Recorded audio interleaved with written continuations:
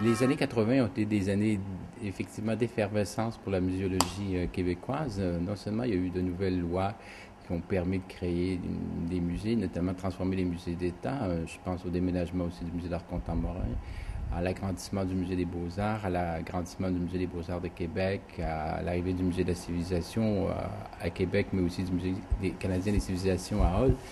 Donc, il y a eu effectivement une effervescence qui est accompagnée aussi d'un développement du réseau assez important, puisque c'est l'année où le gouvernement a déjà mis sur pied des programmes d'aide aux projets et a aussi mis sur pied tout le programme d'évaluation des musées pour connaître un peu les besoins du réseau et de mettre en correspondance des programmes. Je me rappelle, moi j'ai été président de 86-87 et c'était à l'époque où on avait accepté. La Société travaillait avec le ministère de la Culture depuis 82, je pense, à mettre en place un processus d'évaluation.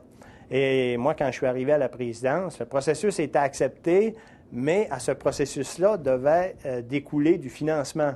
Et là, le financement n'arrivait pas. Et à l'été 86, j'ai eu une belle année, moi, cette année-là, comme président de la Société, parce que j'ai eu une nouvelle directrice qui était Arlette Blanchet. Et Arlette était très reconnue. À la fois, elle venait de musées urbains, elle avait connu Rimouski, elle connaissait très bien la muséologie régionale et la muséologie des grands musées.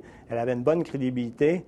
Et là, on a développé une stratégie des 2 V. Ça a été avec Arlette, là, visibilité et vigilance. Alors, visibilité, on a fait beaucoup, Arlette a fait beaucoup de représentations publiques, en même temps auprès de l'AMC, de la conférence des arts, de la conférence fédérale des arts, la conférence canadienne des arts, et etc.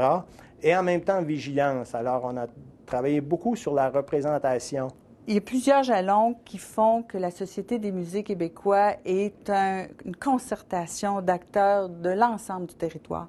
Le premier jalon le plus important, c'est les programmes de formation continue qui sont élaborés année après année et qui, dans le temps, vont faire se rencontrer tous ces professionnels-là sous des thèmes précis. Donc, premier jalon. Le deuxième, c'est les profils de compétences qui sont... on commence avec l'ancêtre d'Emploi Québec, la SQDM et tout, et on se retrouve avec des professionnels qui réfléchissent sur leur profession, que ce soit gardien de musée, que ce soit conservateur, que ce soit animateur, et on réfléchit donc, on se retrouve des gens de toutes les institutions autour d'une table et on réfléchit sur sa pratique. Le programme de maîtrise, si vous voulez, qui est en place aujourd'hui, sa naissance, on la voit effectivement là, sur papier, tout au moins dans ces années-là, dans les années 80. Ce programme de maîtrise en muséologie qui a été mis sur pied par l'Université du Québec à Montréal et l'Université de Montréal à l'époque, s'adressait dans les premières années aux professionnels qui étaient en place et qui voulaient obtenir une certification universitaire, une diplomation universitaire du métier qu'il exerçait, qui était le métier de muséologue. Et il a été conçu en fonction de ça. Et je pense que ça a servi énormément. Ça a été très utile à ceux qui ont participé, qui ont contribué. Et qui ont contribué à lui donner, je dirais, une certaine réputation à l'international. J'avais quitté une association qui était, je ne dirais pas à des balbutiements, mais qui commençait, et je vais me présenter au fameux congrès de Sept-Îles. Et là, ça a été le choc complet. La SMQ était passée d'une association locale à une association d'envergure internationale, branchée sur ce qui se faisait dans le monde. Il y avait des invités internationaux, il y avait une professionnalisation des musées qui va se poursuivre, mais c'était déjà en place à ce moment-là à Sept-Îles.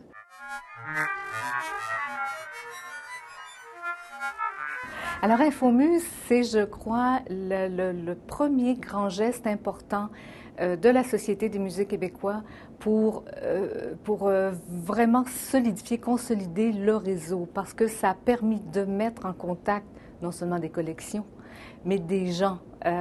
Et je pense qu'il y a eu un déclic très, très important avec Infomuse, où, outre une reconnaissance du patrimoine à travers tout le Québec, dans toutes les collections québécoises, il y a eu cette possibilité-là pour les gens du réseau, pour les gens qui travaillaient dans les musées, de découvrir ce que les autres possédaient, collectionnaient, et vraiment de pouvoir mieux travailler ensemble ultérieurement. Les musées québécois sont un peu condamnés au caractère international. On ne peut pas se développer uniquement dans le cadre du territoire. De toute façon, le patrimoine en général n'est pas que local, il est évidemment international. Avec ICOM 92, il y a eu vraiment un élément choc parce que ce sont les muséologues de partout sur la planète qui découvraient cette autre façon de faire, parce qu'il fallait admettre qu'il y avait une autre façon de faire au Québec, une autre façon de présenter, de mettre en exposition. Il y avait une effervescence fabuleuse, un très grand professionnalisme. Cet événement à Québec aussi a permis de recevoir le monde. ICOM est quand même le Comité international des musées.